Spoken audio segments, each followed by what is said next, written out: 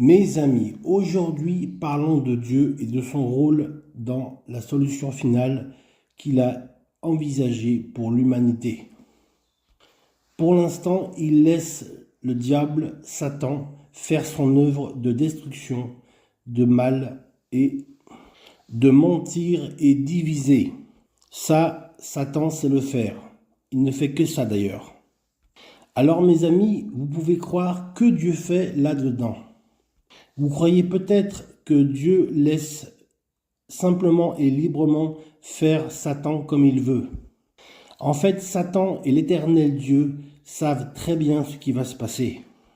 Ce qui va se passer à la fin des temps, c'est que l'Église, l'épouse du Christ, sera réunie pour le festin des noces de l'agneau.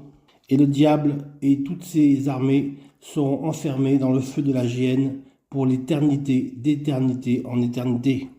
Alors, vous me direz tout ce qui se passe dans le monde. Vous croyez peut-être que Dieu est en vacances. Non, mes amis, Dieu n'est jamais en vacances.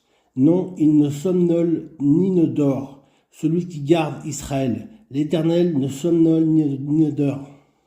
Car l'Éternel est celui qui te garde, l'Éternel est ton ombre protectrice, il se tient à ta droite. L'Éternel ne sommeille ni ne dort. Une prière. Éternel, accomplis l'œuvre que tu as projetée pour l'humanité. Accomplis-la dans le cours des âges, fais-nous la connaître. Mais au sein de ta colère, souviens-toi de tes compassions à notre égard. Amen. Mes amis, Dieu ne reste pas indifférent aux malheurs et aux souffrances des hommes. Parfois, il permet l'épreuve et la maladie et les souffrances. Il est un Dieu saint qui punit parfois. Qui aime bien, châtie bien. Quand il regarde le monde, il se plonge dans la détresse. À chaque âme qui vive, Dieu nous invite. Toutefois, je veux me réjouir en l'Éternel, je veux me réjouir dans le Dieu de mon salut. Amen. Habakkuk 3, verset 18. Dieu veut simplement accomplir l'œuvre du salut qu'il a prévue pour chaque âme qui vive sur cette terre, pour que le maximum d'âmes soient sauvées. Il est mort sur la croix, il a envoyé son Fils afin qu'un plus grand nombre puisse être sauvé. Une âme sauvée vaut mieux que 99 justes qui se repentent, a dit le Seigneur. Dieu a accompli en Jésus l'œuvre de rédemption et du pardon de nos péchés. L'Éternel a accompli son œuvre rédemptrice dans nos cœurs parce qu'il nous a aimés le premier et il nous aime d'un amour éternel. Dans l'agonie du calvaire, il a pu s'écrier « Père, tout est accompli. Amen ». Le péché des hommes de l'humanité est expié. Le Christ a payé le prix de nos infidélités, de nos mensonges, de nos turpitudes, en celui qui a pris nos péchés à notre place. Ainsi, Dieu peut nous pardonner et faire sa paix avec nous, et nous pouvons vivre dans sa communion éternelle. Oh, si quelqu'un a besoin d'une parole d'espérance, de réconfort en ce moment, dans l'actualité, on ne voit que du mal, que de la division, que des messages négatifs. Regardons la prière d'Habakkuk pour son peuple, pour le peuple d'Israël. Éternel, accomplis ton œuvre dans son cœur, dans cette vie, dans ce cœur, dans cette vie. Montre-lui ton amour, ta miséricorde. Fais-le naître à la vie nouvelle. Amen. Ouvre son cœur à ta grâce, donne-lui ton pardon. Et j'aimerais terminer par la prière du chrétien. Confesse tes péchés, mon ami. Confesse que sans Dieu, tu ne peux pas accomplir ce que tu as à faire sur cette terre.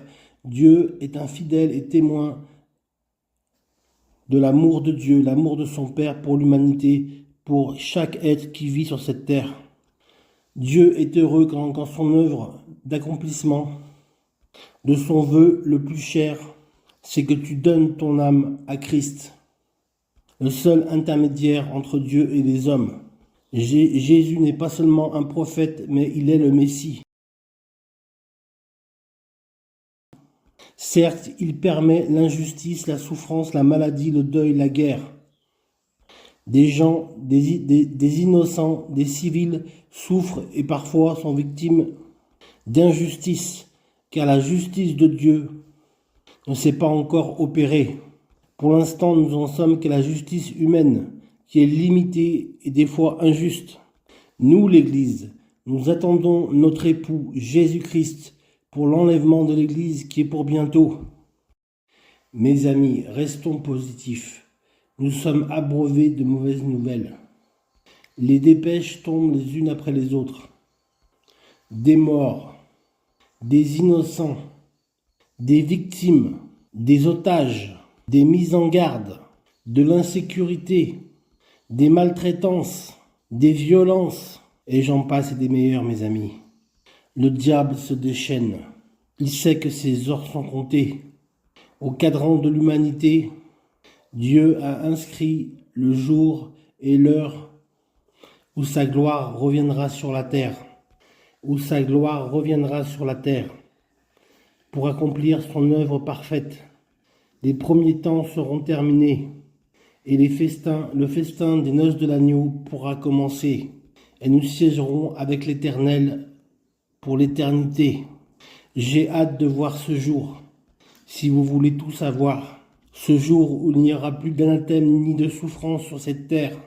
Tout aura disparu sauf l'amour, et Dieu reviendra vers nous avec des nouveaux cieux et une nouvelle terre. Il a tout accompli. Jésus a accompli la mission que son Père lui avait confiée. Il a pris nos péchés, notre condamnation. Elle est retombée sur lui. Gloire à Dieu le Père, gloire à Dieu le Fils, gloire à Dieu l'Esprit Saint. Je sais que mon Rédempteur vit. Je sais qu'il vit. Je n'ai plus de soucis. Mon cœur est allégé et apaisé, car je sais que Christ, mon Rédempteur, vit en moi. Je sais que l'impossible aux hommes est possible à Dieu.